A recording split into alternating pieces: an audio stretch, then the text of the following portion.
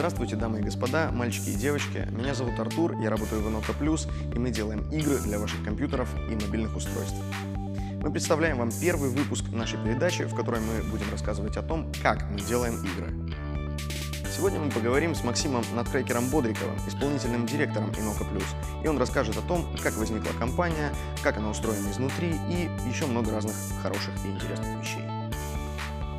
Итак, перво-наперво Максим расскажет о том, как все начиналось. Ой, как все начиналось? Начиналось все в далеком, по-моему, 2000 году. Я могу, конечно, путать, потому что сам присоединился к компании чуть попозже. Я прошу прощения за мою дикцию, придется очищать, может быть, субтитры даже не запускать. Наш рулевой по имени Алексей Козырев, более известный под ником Skelos, организовал компанию X-Bow Software.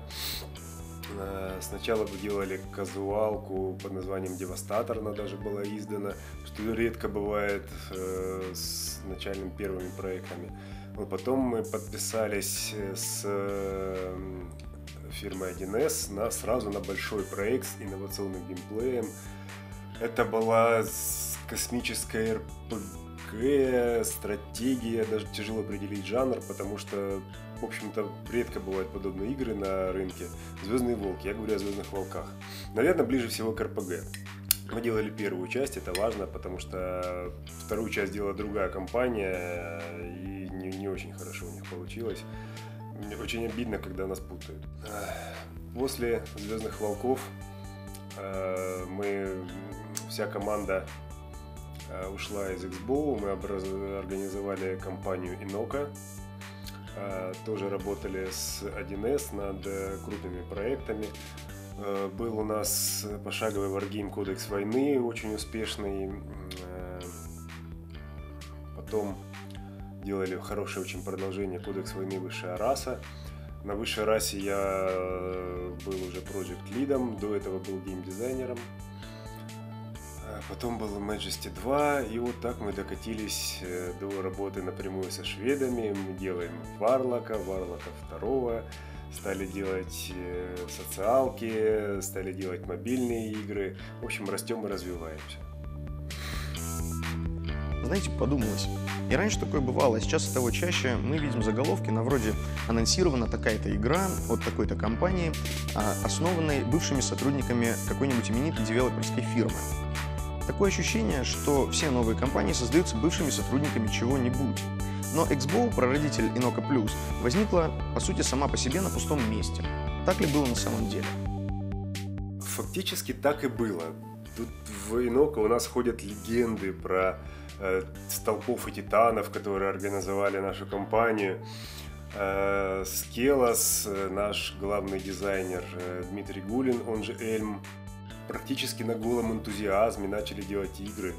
Эльм вообще играми интересовался достаточно давно, и это, можно сказать, это мозг игровой нашей команды. Он как был нашим главным дизайнером, так ведущим дизайнером остается. Очень опытный, очень интересный человек. Не знаю, как он будет перед камерой сидеть, потому что он мрачный интроверт, вот, и будет кидать злые взгляды и вас всех ненавидеть. Да, начиналось все на голом энтузиазме. По счастливому стечению обстоятельств удалось найти инвесторов. И так как в 2000 году на рынке не было такого количества молодых команд, как-то вот удалось нам заявить о себе. Вот, нас заметили в 1С, наверное, благодаря, в общем-то, личному участию Мирошникова. Юрий Мирошников, он тогда руководил игровым отделом фирмы 1С. Вот он нас заметил, и я надеюсь, не пожалел об этом. Мы принесли 1С нормально денег. Я в 2003 году присоединился к команде. Сначала был геймдизайнером, потом был таким на все руки мастером. То есть я какое-то время занимался звуком, я курировал музыку в игре, я немножко занимался озвучкой, то есть как бы кусочек звукорежиссера во мне тоже сидит. Я достаточно долгое время был видеоинженером, я делал трейлеры. Практически все мануалы игр, вплоть до Warlock, вот Warlock уже не я делал, это тоже вся моя заслуга. Вот. Но потом продюсирование стало отнимать все больше и больше времени. Невозможно на себе все замыкать, тяжело это тянуть. Еще анимация была. Я во многих играх снимался собственно, в движении, но об этом лучше Летин расскажет. Он наш самый главный аниматор. К сожалению, вот именно творческой составляющей в работе стало меньше. Именно управление отнимает много времени. Я от этого слегка страдаю, но я понимаю, что без этого тоже не обойтись, иначе будет плохо проекту. Так как у нас структура компании достаточно открытая, и я тоже общаюсь с дизайнерами, к моему мнению прислушиваются.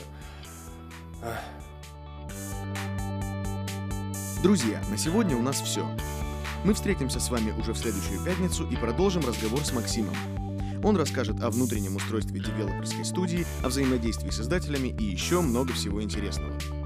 Если у вас есть вопросы, оставляйте их в комментариях, и мы обязательно постараемся ответить на них в специальных выпусках In a World, посвященных только ответам на ваши вопросы.